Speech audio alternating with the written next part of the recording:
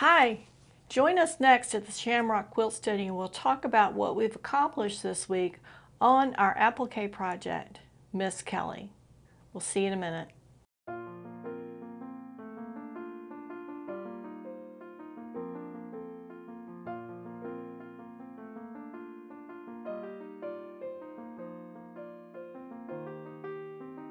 And welcome back to the Shamrock Quilt Studio. Talking about our applique project, Miss Kelly, today. And I wanted to update you on some things that I've been doing this week. By now you've probably seen the video where I showed you the little tip of how to connect the petals on this little medium orange flower for the design. And something else that happened this week is I tried to take some of the registration marks that I used on this quilt off, and I had more difficulty than I thought. So I'm going to change my advice from here on out not to use a pencil to do this, because every other time I've used a pencil I've really had no problems. I had a little Faber-Castell white eraser that I used, and it took the marks right out. Now this time I can't find that eraser, so I went over to Joann's and I went into their art department and I picked up a white eraser. I don't like to use a pencil eraser because usually they're the red erasers, and the red eraser is red, and when you erase it does leave kind of a red look to the fabric.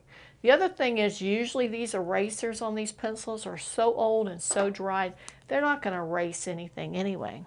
So the nice thing about these is usually they come wrapped in a piece of plastic, which means they're fresh and pliable, and it's easy to use them, especially on a white fabric, to try to erase.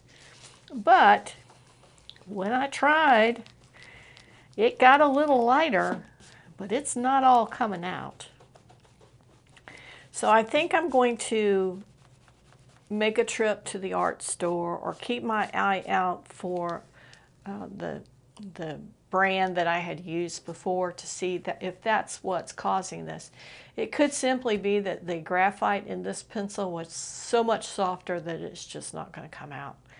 I think it's far enough out of the field for the registration marks that it's not going to make a difference, so that'll be fine.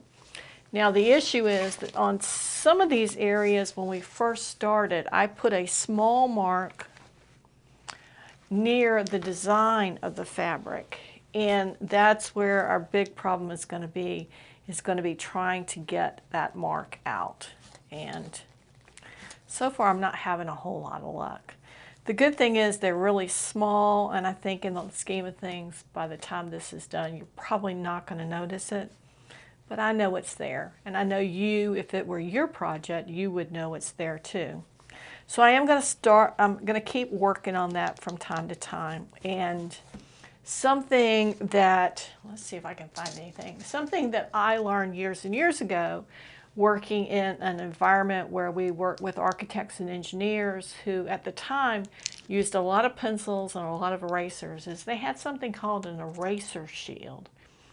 And it allowed you to, sometimes they were made out of metal, and they were very thin, and they had little cutouts in them, little circles, little rectangles, little ovals, and they could put that right over the place they wanted to erase, and they would not disturb anything else.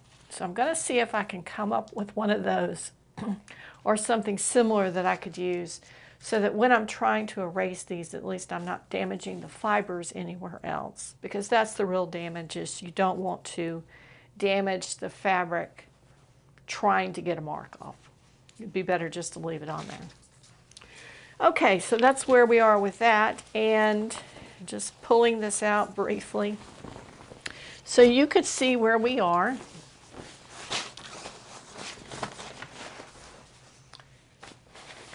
We got a little roll in it there.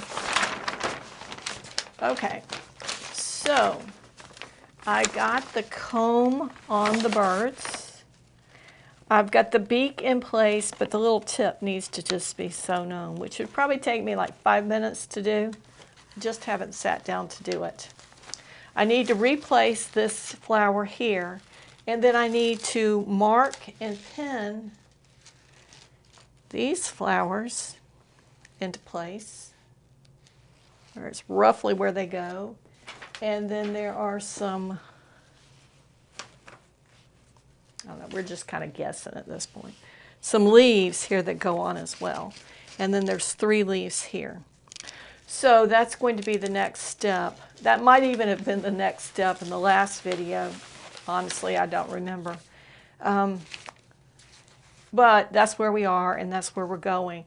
We are getting really close. I would say that we're going to be wrapping up with the applique on this probably within a week or 2. And then from there we're going to go on with,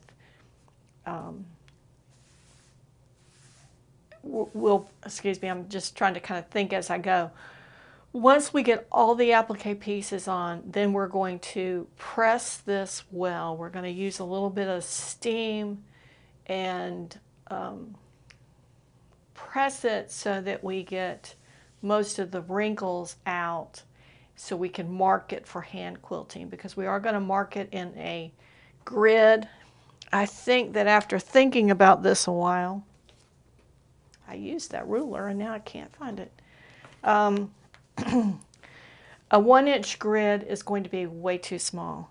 I think what I'm going to do is initially mark it with either a 2 or a 3-inch grid. And I'm kind of really thinking towards the 3-inch grid. And we're going to put it on a diagonal. So what I'll start doing is I'll probably take the middle of the design, someplace that I can really come up with a good measure for what is the center and what is really that 45-degree angle, and then mark a single line, and then come in with the next line. And we may do 2-inch. I'm looking at this here now. If we did a 3-inch in this area where we've got all the applique, there'll be very, very little quilting. So I'm thinking maybe a 2-inch is better. 1 inch is too small, because in here there would be lots and lots of quilting. And we need a balance, because we're not going to be quilting in the applique areas. You want there to be a balance. If you put too much quilting in the negative spaces, it will draw the quilt up and cause the applique pieces not to draw up, and this will draw up. Kind of like if you used pre-wash fabric and non-pre-wash fabric in the same quilt, how some fabrics shrink up more than others, same thing here. So we want to have enough quilting so that it looks finished, but we don't want to use so much that it causes this area to draw in and leaves these out here plain. That's not going to look good. So maybe 2 inches is the way to go. And we may start, you know what I may do? I've got so much fabric on the end of this. What I may do is take a small scrap and just applique on a leaf or something I've got extra, and then quilt around it and see how it looks. What looks right in a small area, so then we can apply it to the bigger area. But right now, my initial thought is a 2-inch grid. But like I said, we're very close. We've got these flowers to do, this flower here, and a few extra leaves, and that's it. So I hope that so far you've enjoyed this process and you've learned some ideas in moving forward with this, and can take it away and do something of your own creation, or take on another pattern that you like and be able to accomplish something similar to this. But for now, I'm going off to start marking and pinning on these flowers. You see, I think I only have 4 made. I think I have 2 more to make. Yes, here's the centers of the other two. So I've got 2 more to make and pin them on and get some leaves made and start putting this together.